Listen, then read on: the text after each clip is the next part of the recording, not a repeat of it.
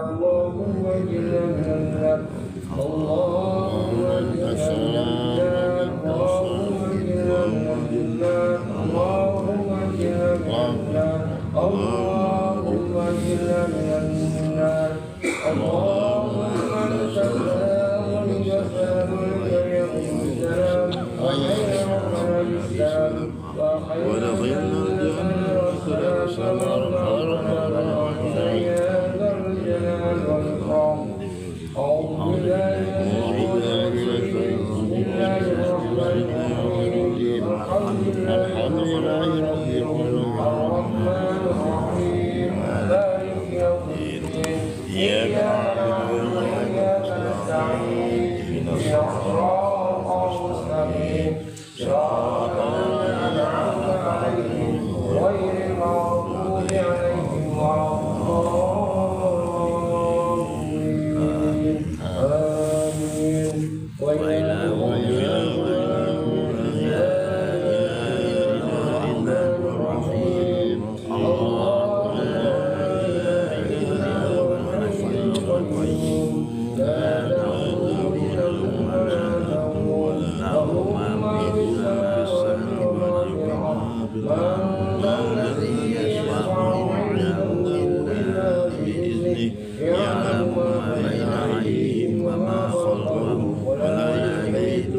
شيء من علمه إلا بما شاء وسع كرسي السماوات والأرض ولا يؤوده حفظهما وهو العلي العظيم إليه ربي ربنا يضحك يا سبحان الله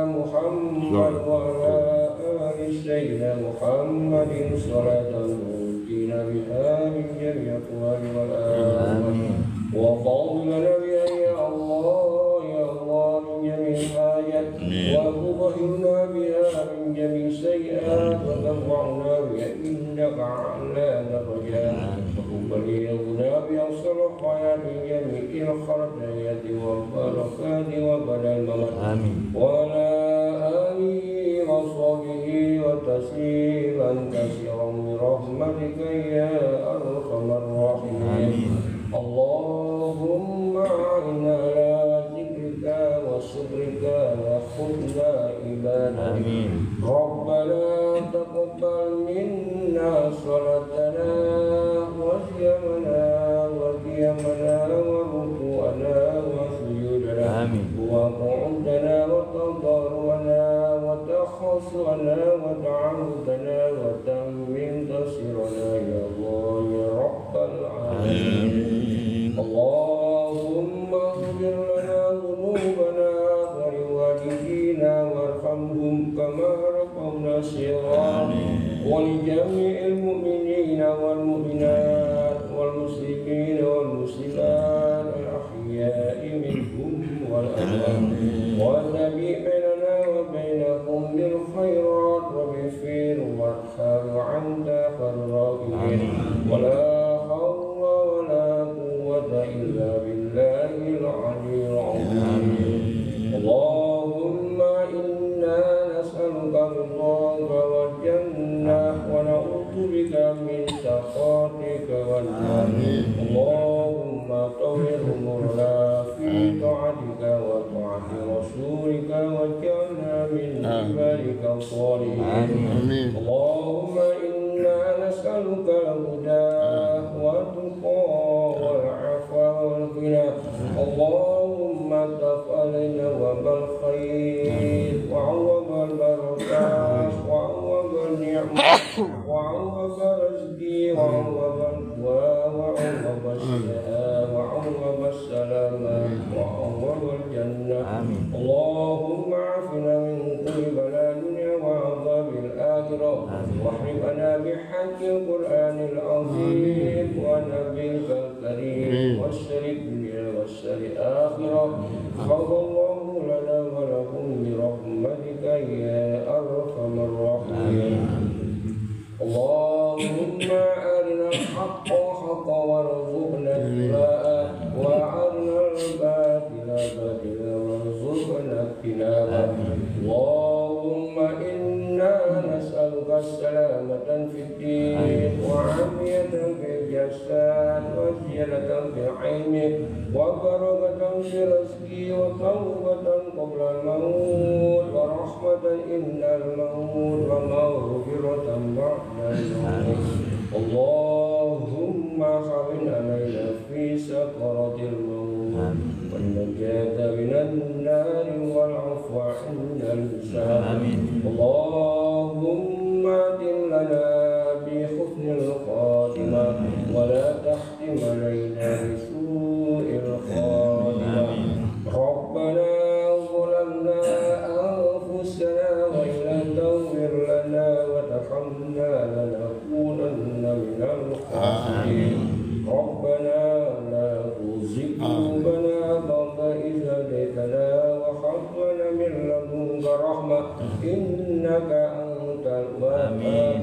ربنا فاغفر لنا ذنوبنا وكفر عنا سيئاتنا وتوفنا مع الأبرار.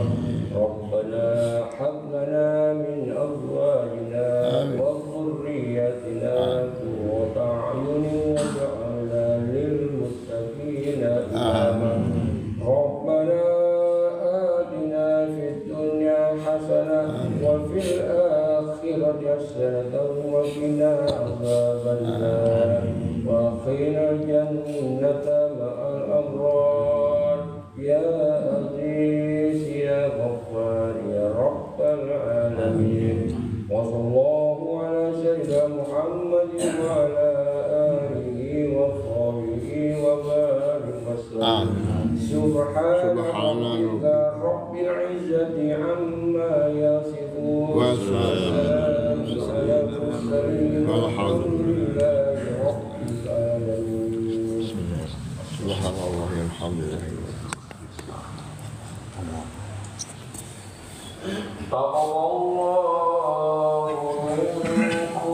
منا ومنكم تقبل يا كريم.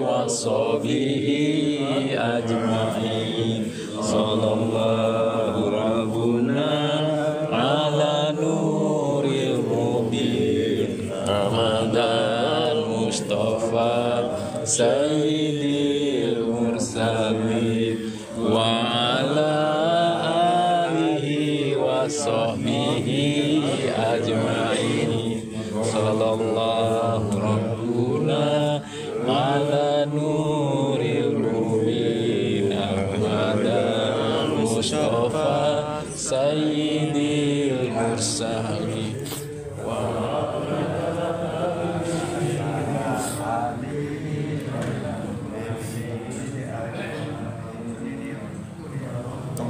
Assalamualaikum sahabat, saya Dr. Zaril, kami kawakan sahabat-sahabat cerita sebagai Bizar nih, Zaril apa kabar hari ini? Insya Allah sehat dan bahagia juga berkah. Kali ini masih di kajian subuh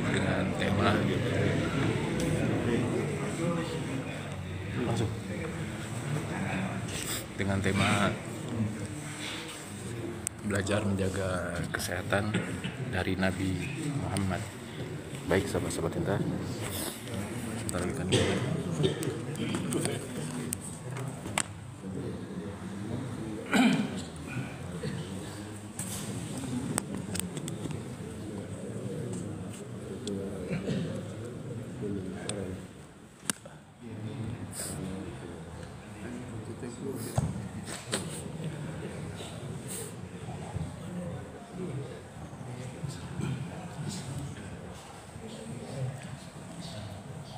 Assalamualaikum warahmatullahi wabarakatuh. Waalaikumsalam warahmatullahi wabarakatuh. Alhamdulillahirabbil alamin wassalatu wassalamu ala asyrofil anbiya'i wal mursalin sayyidina wa maulana Muhammadin wa ala alihi wa sahbihi ajma'in. Amma ba'd. Jemaah salat Jumat rahimakumullah. Assalamualaikum. Jemaah salat subuh Jumlah Allah, pertama-tama mari kita pakai bersyukur kepada Allah Subhanahu wa taala yang mana telah banyak memberikan kenikmatan sama nikmat kesehatan juga kesempatan yang beriman sehingga kita bisa hadir pada pagi hari ini dan rangka kita melaksanakan sholat subuh berjamaah. Salam dan salam semoga tercurahkan kepada guru kita Nabi Muhammad SAW, para keluarganya, para sahabatnya, serta tentunya termasuk kita yang hadir pada pagi hari ini. Mudah-mudahan pada hari yang nanti kita semua mendapat syafaat dari beliau. Amin ya rabbal alamin. Selanjutnya seperti biasanya setiap ahad subuh kita akan isi tausiah yang bekerjasama dengan Majelis Ulama Kabupaten Bangka, yang mana pada pagi hari ini telah hadir bersama kita Bapak Dr. Zaril yang nanti akan menyampaikan tausiah kepada kita semua. Semoga apa yang disampaikan oleh beliau nanti menambah ilmu bagi kita, menambah pengetahuan bagi kita untuk menjalankan ibadah kita sehari-hari.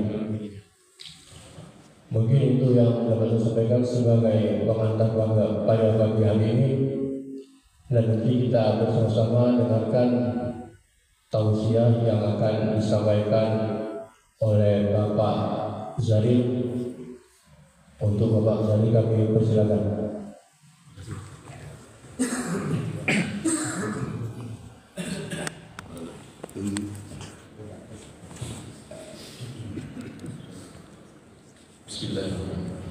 Assalamualaikum warahmatullahi wabarakatuh.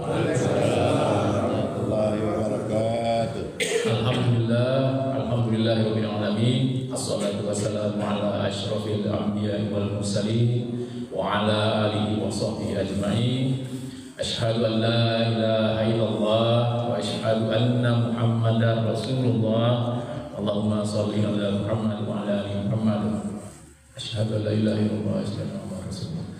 Bapak Ibu yang berbahagia, pengurus Masjid Al-Husna Jamaah Sholat Subuh, Pak Toto serta para pengurus dan juga Ketua Yayasan Masjidil Husna, beserta pengurus yang saya banggakan di hadapan Allah Subhanahu wa taala, para tokoh masyarakat, marbot masjid. Nah, kata-kata marbot masjid jarang disebut pada acara-acara di masjid. Kali ini disebut. Jadi dengan marbot masjid ini membuat masjid menjadi makin cerah dan makin menggembirakan bagi kita semua. Nah, Bapak Ibu semua, juga para pendengar tausiah subuh kali ini dimanapun berada yang bisa mendengarkan suara saya dan juga netizen Dr. Zaril. Kali ini kami siarkan di TikTok 2029 Dr. Zaril DPR RI. Amin. Jadi Bapak Ibu semua, ibu-ibu kedengar Bu? Oh ya, alhamdulillah. Yang tempo hari tidak kedengar karena saya kurang menekan mic-nya Bu. Jadi tidak kedengar yang waktu bulan Januari kalau salah. Nah, tema kali ini Bapak Ibu semua adalah belajar menjaga kesehatan dari Nabi Muhammad Sallallahu Alaihi Wasallam. Jadi kita kali ini benar-benar belajar, saya, keluarga saya, kita semua belajar bagaimana menjaga kesehatan sebagaimana Nabi Muhammad SAW yang telah menjaga kesehatannya sedemikian rupa, dan kita pun diperintahkan untuk mencontoh suri tauladan yang diberikan oleh Nabi Muhammad SAW. Di dalam Al-Quran surat ke-33 surat Al-Ahzab ayat ke-21 sebelah kiri kira-kira 3-4 baris dari bawah Allah nyatakan bahwa a'udzubillahi minasyaitonirrajim. Bismillahirrahmanirrahim. Laqad kana lakum fi Rasulillahi uswatun hasanah. Sungguh dan sungguh. La artinya sungguh, sungguh-sungguh. Kemudian qad menegaskan lagi sungguh-sungguh. Jadi double sungguh-sungguhnya. Jadi sungguh-sungguh dan sangat sungguh-sungguh bahwa telah ada contoh suri tauladan yang baik dari Nabi Muhammad untuk kita semua. Khusus kali ini kita bahas tentang cara beliau menjaga kesehatannya. Nah, Bapak Ibu semua, coba tangan kanannya pegang kening masing-masing. Coba tangan kanan pegang kening masing-masing. Orang normal paham maksud saya.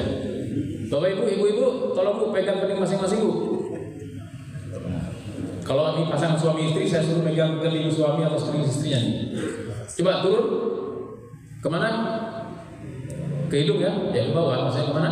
Ke hidung, bibir, dagu, dada, terus ke perut.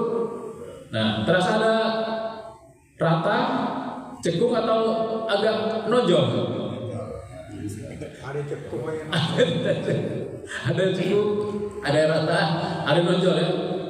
Nah, jadi Nabi Muhammad itu punya perut sampai usia meninggal beliau, maksudnya sampai akhir hayatnya, perutnya itu rata. Nyebut rata tidak boleh ya, karena nanti kaitan dengan pilkada kayaknya. Rata. Jadi seperti itu. Nah, dari sini saja kita sudah tahu bagaimana Nabi Muhammad menjaga kesehatannya. Jadi perutnya rata. Kalau kita ini kan sebelum nikah rata, setelah nikah ibu-ibu kan biasanya perutnya nonjol kan karena hamil kan. Nah, bapak-bapak juga ikut nonjol juga perutnya karena timbunan lemaknya semakin banyak. Artinya apa? Nabi Muhammad itu betul-betul menjaga makannya, menjaga kebugaran tubuhnya sehingga perutnya tetap rata. Nah, dikaitkan dengan ini tentu Nabi Muhammad dalam beberapa hadis kita bisa tahu olahraga yang disarankan oleh Nabi Muhammad dan betul-betul Nabi Muhammad SAW mengamalkannya, yaitu berkuda. Kalau sekarang kuda mahal, harga kuda bisa bahkan sampai 100 juta. Daripada naik kuda dari sini ke Pangkal mendingan naik mobil sebenarnya. Tapi itulah Nabi Muhammad pandai sekali dan mahir berkuda, bahkan kudanya adalah kuda yang paling bagus, paling kuat, paling cepat kecepatan larinya.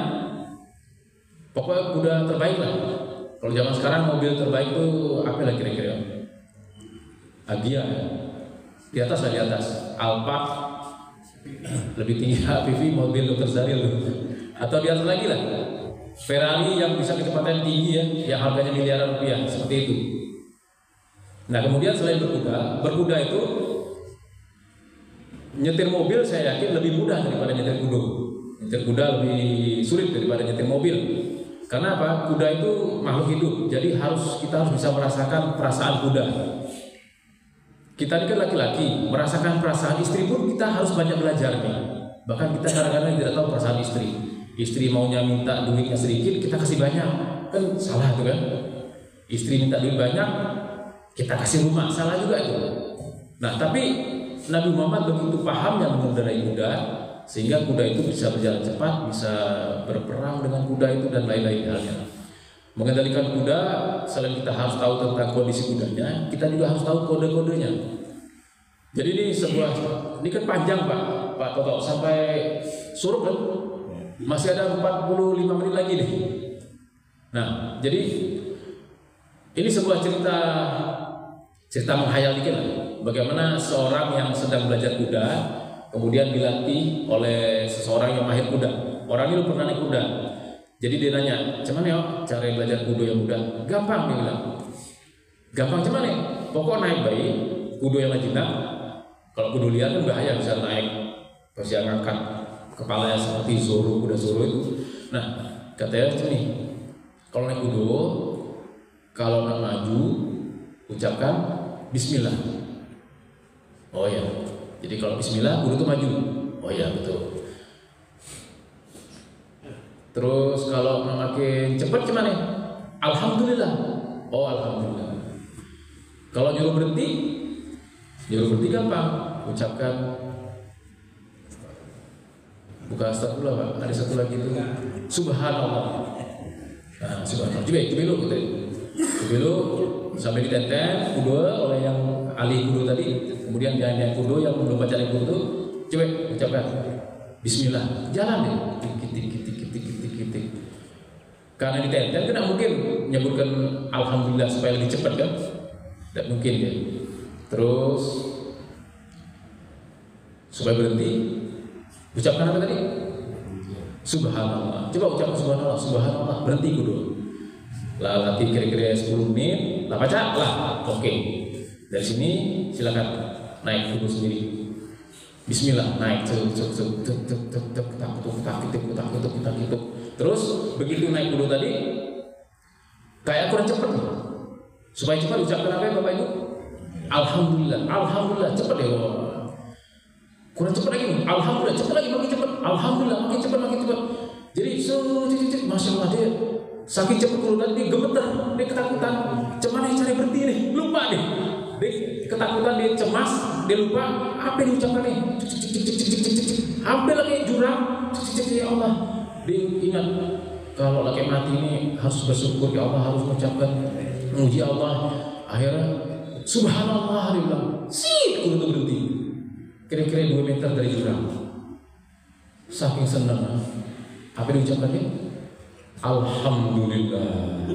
Apa yang terjadi? Kudu makin lari makin cepat masuk jurang. Jadi ini cerita menghayal Pak. Jadi seperti itu ya. Jadi mengendali kuda itu lebih rumit daripada mengendalikan motor atau sepeda atau mobil. Nah, Nabi Muhammad pandai sekali mengendalikan mengendarai kudanya. Kemudian Nabi Muhammad juga menyarankan olahraga memanah. Jadi kalau berkuda itu menggunakan kendaraan yang paling mudah kita bayangkan kendaraan yang untuk bisa dibawa untuk olahraga itu adalah sepeda. Kalau motor belum bisa olahraga kecuali kecepatan tinggi seperti balap di sirkuit.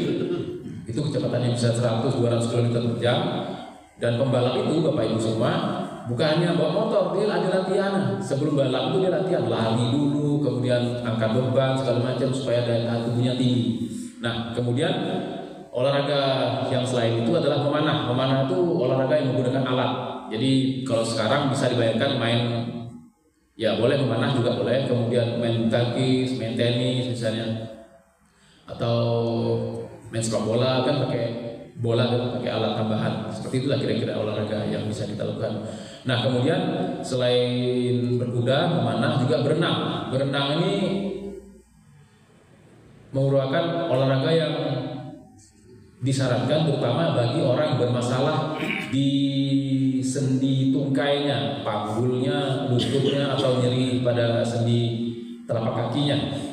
Karena apa? Karena berenang tidak membebankan tubuh kita dengan beban tubuh kita sendiri. Karena kita kan cuma ngapung kan di air, sehingga tubuh kita bukan jadi beban bagi kita. Nah, kemudian olahraga satu lagi yang Nabi Muhammad sering melakukannya bersama istrinya yang tercinta, yaitu Siti Aisyah, adalah berlari. Dan berlari adalah olahraga yang paling mudah kita lakukan. Kalau berenang kan perlu latihan dulu. Kalau berlari tidak usah latihan, bisa kita langsung melakukan berlari. Pada balita pun bisa mereka berlari. Nah, ternyata olahraga berlari ini olahraga yang paling mudah kita lakukan kalau sendi lutut, sendi panggul, sendi telapak kaki kita dalam keadaan normal. Kalau tengah rematik lari tambah susah. Apalagi ada yang mohon maaf, ada penyakit asam urat itu yang terus termasuk penjepitan pembuluh saraf atau saraf kejepit, itu susah lari. Nah, jadi 4 olahraga ini yang saya tahu bahwa Nabi melakukannya, yaitu berkuda, manah, kemudian berenang, dan lari. Nabi itu sering bercengkrama dengan istrinya, bercanda sambil berlari, lomba lari dengan istri. Jadi Bapak Ibu, mulai hari ini bisa kita lakukan lomba lari bersama istri masing-masing, ibu-ibu bersama suami, atau juga kepada anak-anak kita. Tapi ya jaga-jaga, jangan sampai gara-gara lari itu muncul napas yang terengah-engah sehingga kita sulit mengatasinya. Nah, dari situ itu dari segi kesehatan. Jadi kesehatan itu secara WHO mengatakan bahwa sehat itu adalah sejahtera, artinya melingkupi semuanya, baik secara fisik, secara jasmani, secara tubuh, secara fisik, kemudian rohani, secara jiwa, kesehatan jiwa, kemudian secara sosial, hubungan dengan orang lain, kemudian secara ekonomi. 4 hal ini, ekonomi itu berhubungan dengan keuangan, dan itu mesti sehat semuanya secara WHO. WHO mengatakan sehat itu adalah suatu kondisi sejahtera, baik jasmani, rohani, sosial, ekonomi. Jadi Bapak Ibu, supaya mudahnya seperti ini, ketika menyebutkan sehat jasmani, acungkan jempolnya. Coba jasmani, kemudian rohani, ditunjuk. Kemudian yang ketiga, pakai jari tengah, sosial. Nah, yang keempat, ekonomi, gesek-gesek jarinya, gini. Nah, ini cuan-cuan seperti ini. Nah, ini ekonomi. Jadi sehat itu tubuh sehat, badan maksudnya, jiwa, rohaninya sehat, hubungan dengan orang lain juga sehat, dengan istri sehat, dengan anak sehat, dengan tetangga sehat, dengan istri orang lain juga sehat, dengan suami orang lain sehat, dengan pemimpin sehat, dengan bawahan sehat, dengan rakyat sehat, dengan siapapun sehat, dengan wakil rakyat juga sehat, dengan hubungan dengan dokter sehat, dengan perawat sehat, dengan tentara sehat, dengan polisi sehat. Nah, itu baru sosialnya sehat. Kemudian ekonomi juga harus sehat. Salah satu bentuk ekonomi sehat adalah kebutuhan kita tercukupi untuk membeli kebutuhan hidup kita. Nah, itu patokannya. Kalau patokan Bapeda ada yang disebut miskin atau ya tidak sejahtera. Miskin itu penghasilan per orangnya di bawah $2 per hari. Jadi kalau $2, $1 berapa ya sekarang berarti? 16.000 kira-kira ya. Berarti $2 32.000 per hari. Kalau di situ ada suami istri, kemudian anak, mudah ngitungnya 3 lah. Jadi 5 orang. 5 kali 32.000, 160.000 per hari minimal penghasilannya, dikali sebulan berapa itu? Nah, itulah batas miskin, patokan Bapeda Bangka seperti itu. Nah, jadi secara ekonomi kita harus sehat. Nah, Nabi Muhammad ini sehat empat-empatnya. Jadi dari fisiknya sehat, jasmaninya sehat, dari bentuk tubuhnya, olahraganya, termasuk dari makannya. Makan Nabi Muhammad ini, walaupun orang yang kaya raya, tapi kebanyakan mengatakan bahwa Nabi Muhammad itu di akhirnya jadi orang miskin. Nanti akan saya jelaskan bahwa itu ke suatu pemahaman yang kurang tepat. Nah, jadi Nabi Muhammad itu makan itu lebih sering laparnya daripada kenyangnya, seperti itu. Bahkan pernah Nabi Muhammad memimpin sholat, bunyi kertek. Jamaah di belakangnya para sahabat kan ini ada masalah sendiri, bunyi kertek. Rupanya Nabi Muhammad naruh batu kerikil kecil di pinggangnya, di belakang sabuknya itu untuk nahan lapar. Nah, bunyi kerikil itu ya kertek. Jadi Bapak Ibu kalau nanti sholat di Masjid Al-Husna ada bunyi imam kertek. Setelah sholat tanya, ada yang bawa pasir atau kerikil nggak di depan perutnya?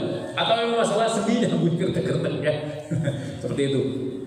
Nah, kemudian makanan Nabi Muhammad itu sederhana. Beliau ini saya rangkum dari beberapa sumber. Beliau ini makan hanya sejenis. Kalau makan roti baik. Kalau kita kan makan nasi kayak lauk kan. Kalau beliau kalau makan daging bagi makan. Habis itu nanti berapa waktu kemudian baru makan roti. Kemudian berapa waktu lagi baru makan sayur-sayuran seperti itu. Nah, kalau kita dicampur bau, memang agak susah nih. Apalagi kalau kita di pesta.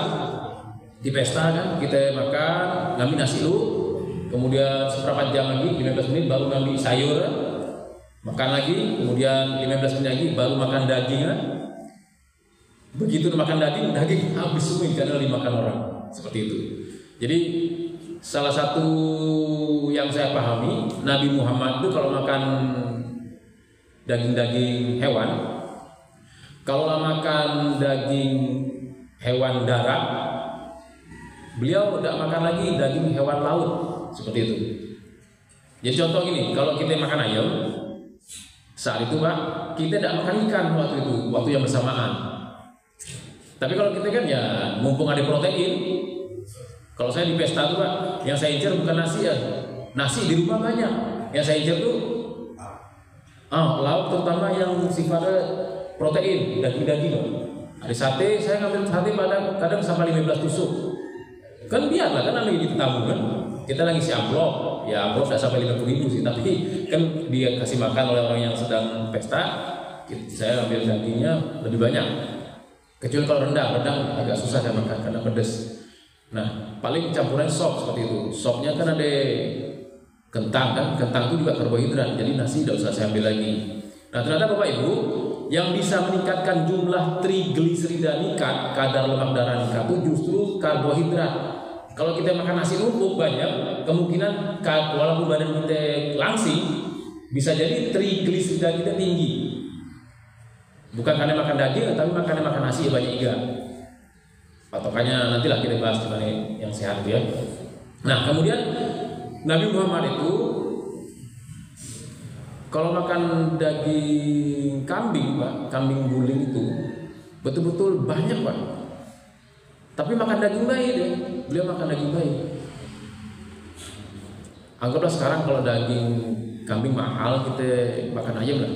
Bapak sanggup, ibu-ibu sanggup makan ayam sikok? Ya, beda lama. Mungkin sanggup, tapi ayam udah deh. Udah cukup ayam. Nah, jadi daging ayam itu tulangnya boleh dikasih kucing nanti. Daging ayam itu Bapak coba makan 2 kok paha lah, kita lah banyak saya. Tapi tidak usah makan nasi lagi. Coba nanti kalau ada pesta hari ini, Sabtu ada pesta hari Minggu, hari Ahad nih. Coba nanti kalau ada paha ayam, ambil 2 kok. Habis 2 kok, ambil 2 kok lagi. Kan boleh lah. Nah, nanti rasanya tapi tidak usah makan yang lain loh, tidak usah makan yang lain. Nah, banyak lagi tentang madu, tentang minyak zaitun. Saya belum tahu apakah Nabi Muhammad itu makan gorengan atau enggak. Tapi yang jelas beliau kalau makan itu minyak zaitun dimakan. Minyak zaitun itu mahal Bapak Ibu, dan berarti Nabi Muhammad itu memang makan makanan yang berkualitas. Waktu itu zaman dulu lah dulu minyak sawit loh. Belum atau tahu? Nah belum. Apalagi di Arab sana dari batang sawit kayak yang ada kurma. Nah seperti itu ya. Jadi sehat fisik, sehat jasmani, Nabi Muhammad seperti itu. Nah kemudian bagaimana dengan sehat rohani? Sehat rohaninya nih Nabi Muhammad itu betul-betul orang yang betul-betul bertakwa kepada Allah, keimanannya 100% kepada Allah, takwanya betul-betul 100%, dan ketakwaan beliau ini beliau beliau laksanakan betul. Sebagaimana dalam surat Ali Imran ayat 134 sebelah kanan kira-kira 4-5 baris dari atas. Di situ ada ciri orang yang bertakwa. Sehingga saya ini pernah dibawa oleh Ustadz Eko Rianto atau Pak Toto waktu khutbah Jumat. Ciri orang yang bertakwa itu dalam surat Ali Imran ayat 134. Yang pertama adalah berinfak dalam keadaan mudah, dalam keadaan susah. Jadi mudah ataupun susah dia tetap berinfak. Kemudian bisa menahan kemurkaannya, menahan marahnya. Kemudian yang ketiga, bisa memaafkan kesalahan orang lain. Nah, coba kita satu persatu perhatikan ini kesehatan jiwa yang super dahsyat dari Nabi Muhammad. Bagaimana beliau berinfak? Beliau sempat bertanya kepada Siti Aisyah, istri beliau, "Agi ada tidak makanan kita sore ini?" "Agi," kata beliau. "Untuk besok masih ada." Nah, yang untuk besok sedekahkan. Seperti itu Bapak Ibu semua. Bisa bayangkan bagaimana Nabi Muhammad bersedekah itu. Beliau bukan mikir makan sehari besok, sebulan kemudian, setahun kemudian cuma stok makanan, tapi beliau bilang kepada istri beliau yang tercinta Siti Aisyah, "Kalau lagi ada sisa makanan besok, sedekahkan, berikan kepada orang lain." Jadi kalau di rumah saya ada beras masih ada 2 kilo, berarti harus saya keluarkan ya. Tapi saya belum sanggup seperti itu. Nah, jadi bagaimana jiwa Nabi Muhammad itu betul-betul bersih dan betul-betul yakin kepada Allah.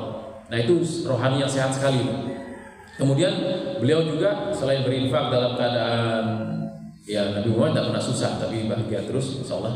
Dan beliau berinfak betul-betul sampai seluruh harta yang diinfakkan. Bagaimana Siti Khadijah yang orang paling kaya raya di Arab saat itu, kita bisa bayangkan harta kekayaannya itu sama dengan sepertiga jazirah Arab yang luas tuh sampai ke Qatar segala macam itu, sepertiganya milik Siti Khadijah kekayaannya, dan itu habis digunakan oleh beliau berinfak di jalan Allah.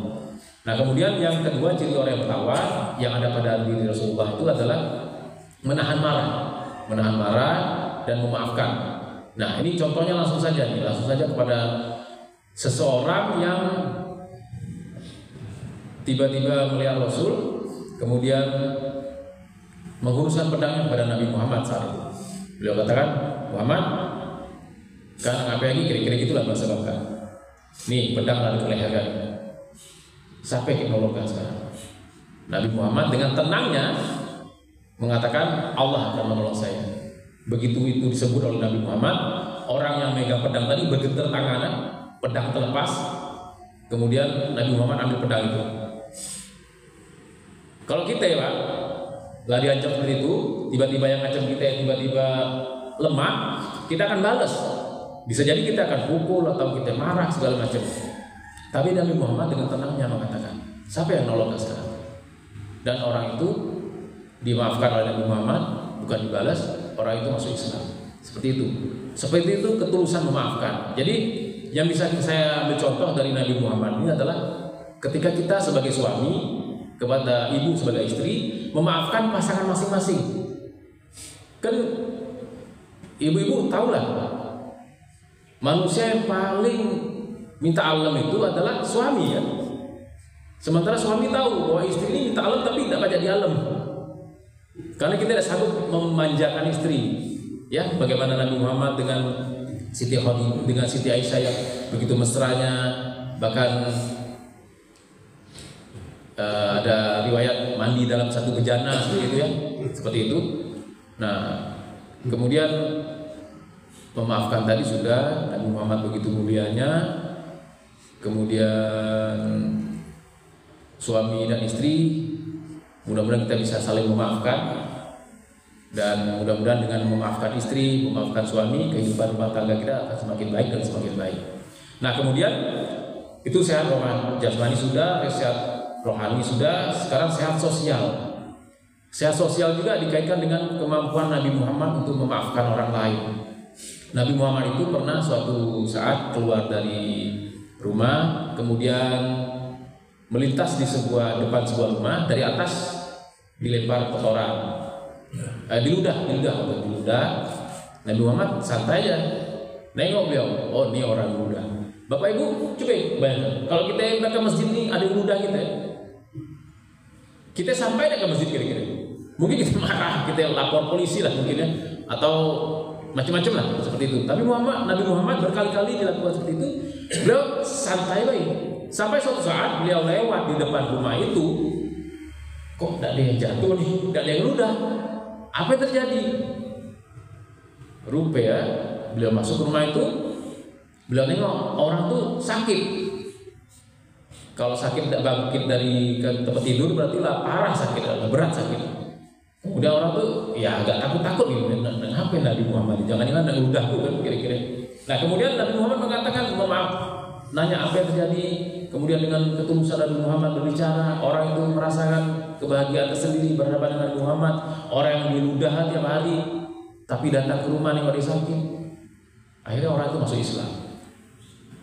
Jadi kesehatan sosial Nabi Muhammad itu hubungan dengan orang lain sangat baik. Nabi Muhammad sangat dihormati, berarti secara sosial beliau orang yang berstatus sosialnya tinggi. Nah kemudian Nabi Muhammad juga secara sosial, beliau dengan anak-anak, beliau sering mengusap kepala anak yatim. Kepala anak yatim sering diusap-usapnya kepalanya. Mudah-mudahan ini kita bisa lakukan juga untuk anak-anak, sahabat Bapak Ibu semua. Dan juga Nabi Muhammad itu kalau bersalaman dengan anak-anak, beliau cium tangan anak itu. Nah bisa jadi ini contoh bagi kita semua. Bukan bisa jadi, maksudnya ini contoh bagi kita semua. Kita pun bisa sekali mencium tangan anak-anak. Selama ini kan biasanya kalau kami waktu anak-anak diajarkan kalau ketemu orang lebih tua, cium tangan. Nah sehingga saya zaman dulu waktu saya masih anak-anak, tidak ada yang pernah cium tangan saya. Tapi saya sekarang ketika ada anak-anak saya lakukan itu. Dan ketika saya lakukan itu di Masjid Al-Husna ya, terutama di Al-Husna saya lakukan itu. Ketika ketemu anak-anak di sholat saya cium tangan mereka. Mereka sudah sholat nyerbu Dr. Zahril gitu. Bahkan kemarin habis pas sholat maghrib itu saya kan di barisan belakang. Ada yang nyual-nyual punggung kan, dorong-dorong gitu. Ini anak-anak ini ngapain? Ini marbot masjid tidak ada yang nengok apa gitu. Tapi saya merasakan ini keakraban mereka seperti itu ya. Walaupun saya tahu anak siapa itu yang nyenggol-nyenggol saya waktu itu, tapi saya merasakan ini mereka senang dengan saya berarti. Nah jadi begitu saya cium tangan mereka, akhirnya mereka nyerbu saya. Ketika selesai sholat mereka datang ke saya. Terus saya pikir ini kesempatan untuk memberikan pelajaran berikutnya kepada anak tadi. Begitu sebelah saya ada yang lebih tua, saya bilang ini salam Pak D, atau orang yang lebih seperti kakek, saya bilang ini salam Mbah. Mereka nurut Pak, nurut mereka salam. Sama sepertinya ketika saya ketemu dengan anak-anak, saya ucapkan Assalamualaikum. Awalnya mereka heran, terperangah mereka kok ada yang ucapkan salam. Akhirnya mereka jawab. Dan sekarang cucu Pak RT yang punya warung, RT berapa punya warung? Gibran namanya cucu itu yang kecil. Warung situ Pak, yang situ. Pak RT sana? Iya. Nah, Gibran itu kan saya lewat naik sepeda, dia keluar ke toko tuh, Assalamualaikum, dia bilang. Umurnya belum sampai 5 tahun. Tapi kalau saya ucapkan Assalamualaikum, dia diam, dia belum tahu jawabannya, Jadi seperti itu.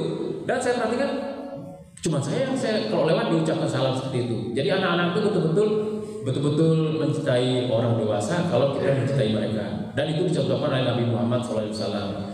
Bahkan Nabi Muhammad waktu itu pakaiannya kan gendong-gendong balita saat itu, tiba-tiba kencing deh. Orang tua anak ini kan malu dengan Rasul. Sampai diambil anak dengan agak keras itu, diambil, kemudian Rasul bilang, ngambil pelan-pelan bayi, lembut bayi. Mohon maaf Rasul, kira-kira gitu kan katanya. Dia ngencing baju Rasul, kata Rasul, iyalah, ini kan pencet cuci.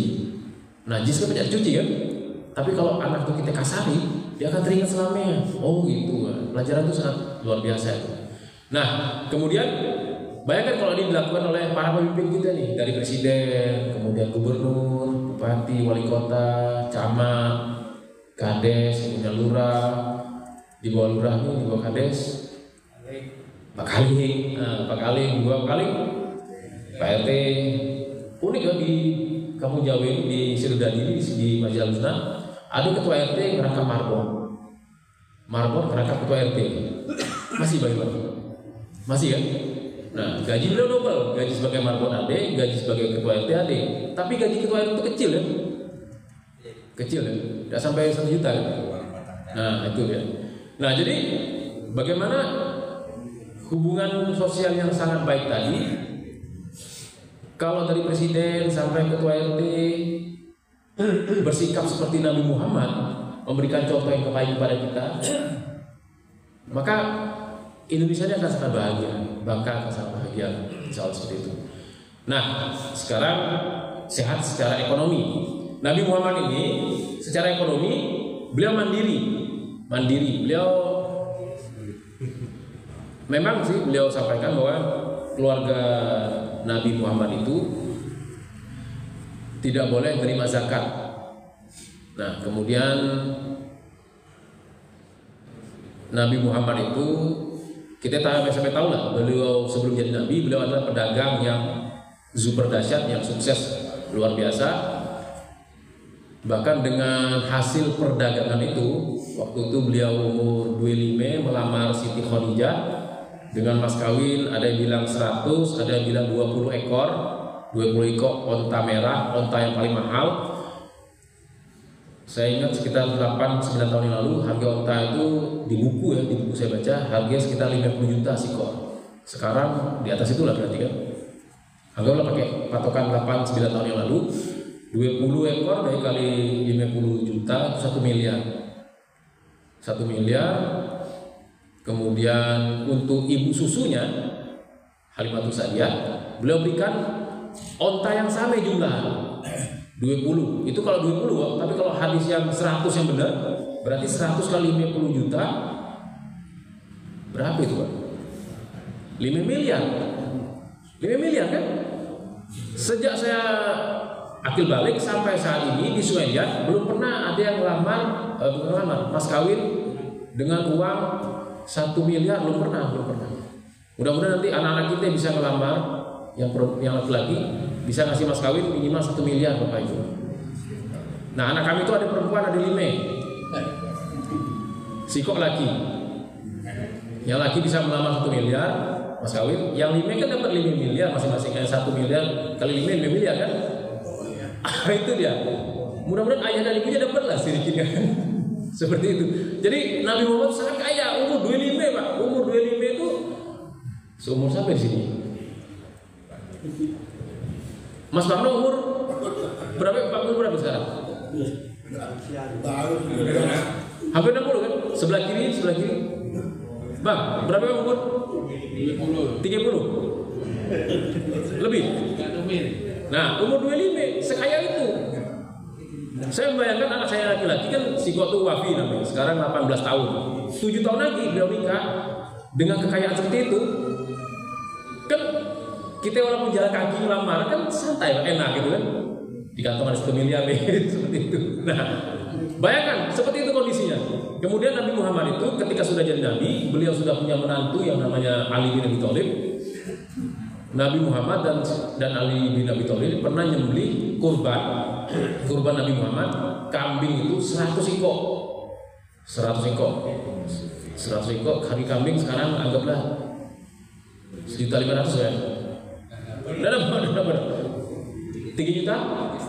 3,5 juta kali 100 berapa itu? 350 juta. 350 kali 100. Bener apa? Salah ya? Bener ya? Nah, 350 juta zakatnya, bukan zakat, kurbannya. Kalau ada 100 kambing diserahkan ke Masjid Al-Sunnah untuk nyembelih, ini masing-masing kita baca 2-3 kali nyembelih ini, seperti itu.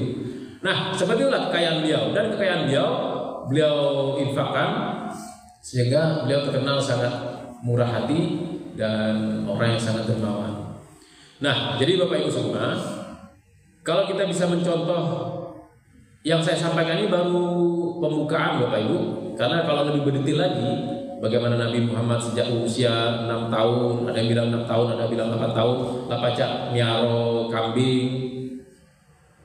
Azra umur berapa? Ustadz Azra 7 tahun.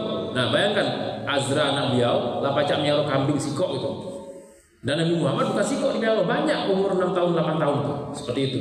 Umur 12 tahun beliaulah keluar negeri berdagang sampai umur 25. Bahkan bukan sampai umur 25 nikah sampai umur 40 sebagai nabi. Nah, jadi pengalaman-pengalaman beliau menjaga kesehatan 4 tadi, sehat jasmani, sehat rohani, sehat sosial dan sehat ekonomi, sangatlah layak dan harus kita contoh. Kalau di kampung kita ini, di kampung Jawi dan Sidodadi, ada orang yang seperti Nabi Muhammad, badan keker, walaupun umur 60 misalnya, kemudian secara jiwa dia udah memaafkan, tidak pernah marah. Kalau marah dia nahan sendiri dan bisa dialihkan ke hal-hal kebaikan. Beliau berinfak kemana-mana. Kemudian juga yang secara sosial dia sangat dihormati karena kebaikannya. Dan kaya raya, kita bisa bayangkan apa yang kita bisa lakukan dua lingkungan besar ini, lingkungan kampung Jawa dan lingkungan Sidodadi. Saya yakin dalam waktu 10 tahun akan datang akan muncul orang-orang seperti ini. Bisa jadi itu bukan kita yang hadir sini Bapak Ibu semua, tapi anak-anak kita, cucu-cucu kita, orang-orang yang akan jadi kaya raya seperti Nabi Muhammad, orang yang bijaksana seperti Nabi Muhammad, orang yang bertakwa seperti Nabi Muhammad, orang yang badannya keker seperti Nabi Muhammad, perutnya rata, dan Nabi Muhammad itu kalau jalan cepat Bapak Ibu semua. Kemudian juga secara jiwa rohaninya, ketakwaan kepada Allah sangat tinggi. Nah, sekarang waktu suruh belum bunyi. Belum mau. Iya. Nah, sama sini ada yang mau ditanya Bapak Ibu? Kalau mendetil lagi nanti ada ensiklopedia itu tentang Nabi Muhammad. Berapa seri itu banyak sekali tuh. Buku berwarna-warni itu ensiklopedia, bukan ensiklopedia, ya ensiklopedia lah kira-kira seperti itu ya. Makanan-makanan sehat Nabi Muhammad, terus cara hidup Nabi Muhammad, cara sehatnya. Dan saya pernah baca buku Bapak Ibu 8-9 tahun yang lalu. Buku saya pinjam dari Ustadz Halim Jawahir, Masjid Adur. Di situ pengarangnya itu orang luar negeri, orang barat. Saya tidak tahu itu patokannya hadis atau bukan. Beliau katakan bahwa Nabi Muhammad itu menyediakan kayu manis di rumah, dan itu di situ dikasih tahu cara yang merebus seukuran jari, kemudian direbus di air yang telah siap diminum sampai keluar gelembung kecil, bukan mendidih, sampai keluar gelembung kecil, lah dingin, terus dicampur madu 4 sendok. Nah, itu untuk anti peradangan bagus, peradangan sendi, sendi terutama. Kemudian untuk paru-paru bagus, yang nafasnya tersengal-sengal biasa lebih kuat. Kemudian yang sakit jantung, bahkan sakit jantung yang lah menges Bapak Ibu, baru berjalan dalam menges, sakit jantung yang lah besar jantung, dikasih itu, alhamdulillah dia bisa jalan dari rumah ke masjid. Kemudian kulit juga lebih kencang, alhamdulillah selesai tugas saya. Dan satu lagi, bisa meningkatkan durasi suami ketika berhadapan hanya dengan istri beliau. Orang normal paham. Saya ulangi sekali lagi, manfaatnya yang terakhir tadi ya, bisa meningkatkan daya tahan lebih lama ketika suami berhadapan dengan istrinya di sebuah kamar. Seperti itulah kira-kira. Ada yang mau ditanya Bapak Ibu? Dadek? Baik. Alhamdulillah selesai. Sahabat-sahabat Anitas dan netizen dan netizen Nusaril. Demikian tadi Nabi Muhammad begitu contoh yang sangat baik kepada kita. Olahraganya seperti apa, perutnya rata, kemudian jalannya cepat, makanannya makanan sehat semua. Kemudian secara sosial beliau hubungannya baik, secara ekonomi juga beliau sangat kaya, bahkan kaya raya. Mudah-mudahan ini bisa jadi contoh bagi kita semua. Kita menjaga kesehatan kita, sehingga apapun yang terjadi pada diri kita kembalikan diri kita kepada Allah, dan kita mencontoh Nabi Muhammad SAW agar kita semakin sehat. Baik, Bapak Ibu semua, makasih banyak. Mohon maaf kalau ada yang kurang berkenan. Saya tutup dengan sebuah kalimat. Insya Allah keputusan kita hari ini menentukan siapa kita nanti. Saya Dr. Zaril. Assalamualaikum warahmatullahi wabarakatuh. dilanjutkan dengan makan sarapan pagi dan wedang jahe. Masih ada wedang jahe, Pak? Hari minggu yang lalu saya masih ngiler sama sekarang. Minggu lalu saya tidak bisa minum karena puasa. Sekarang saya ngincer wedang jahe itu. Bang Barlok siap-siap. Silakan Bapak Ibu. Pak Topak, makasih banyak.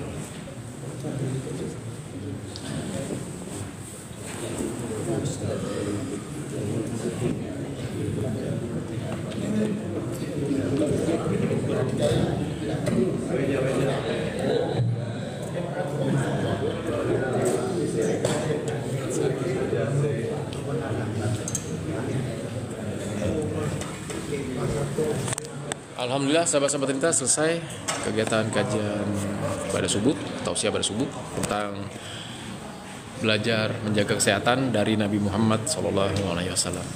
Mohon maaf saya belum bisa berinteraksi dengan sahabat-sahabat Trinita yang memberikan komen. Mudah-mudahan ini membawakan kita kepada keberkahan kepada Allah, bahwa kita bisa mencontoh Nabi Muhammad dan insya Allah kita akan semakin sehat. Baik sahabat-sahabat Trinita, dilanjutkan dengan kegiatan sarapan di Masjid Al-Husna. Sahabat-sahabat Trinita serta netizen Dr. Zaril, mohon doa barokah dan nasihat juga dukungan. Insya Allah keputusan kita hari ini menentukan siapa kita nanti. Saya Dr. Zaril, kami Dr. Zaril. Terima kasih banyak semuanya. Salam dari Bandung.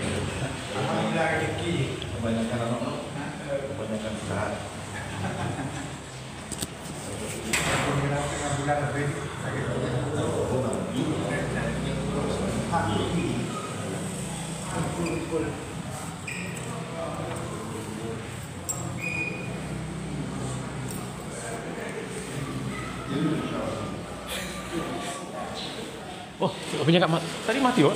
Hah? Oh, Masya Allah. Makasih, Bang. Siap. Alhamdulillah, makasih, Bang. Ya, sama-sama.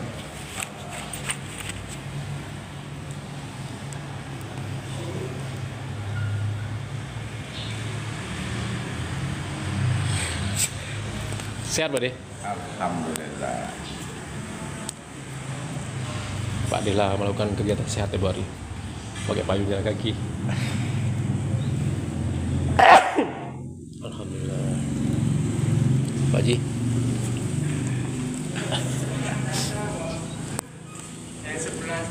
Assalamualaikum Pak Ji. Assalamualaikum. Bawa sedan tempo hari. Masya Allah. Pak tengok. Pas kami lewat itu kan ada yang lason. Loh, kenapa itu? Tengok, beliau rupanya. Azra itu insya Allah jadi Ustaz super dasar.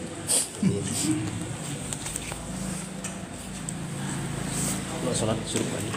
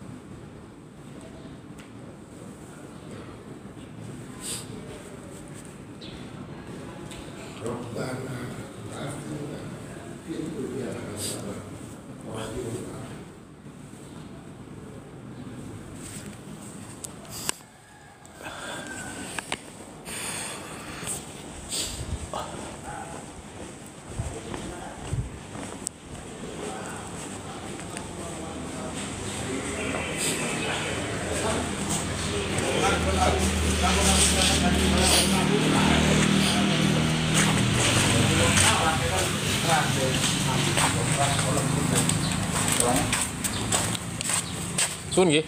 Hampir 60 ya? Hampir 60. 58. Oh, tapi kayak baru 38.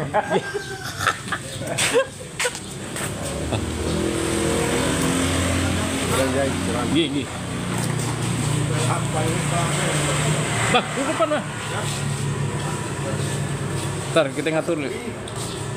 Ngatur makan nih. Baik, sahabat-sahabat Tinta, sekarang disediakan wedang jahe khas dari Masjid Al-Husna. Nah, ini dia.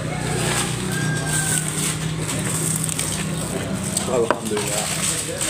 Anget dan wortel. Anget, manis, dan nikmat. Menyegarkan. Anget, manis dan gurih. Pak De umur berapa Pak De? 77. 77. Bang masih di bawah 50? Nambah di atas. Wah, di atas. 63. Kepala 7? Oh, kakak masih ada. 63. Abang 60? Oh. Gak kecil ya? Saya pikir lagi 50 lebih dikit lah. Kira aja lah. Oh. Pak dokter berapa, Pak? 54. Alhamdulillah, jelas di bawah beliau jauh.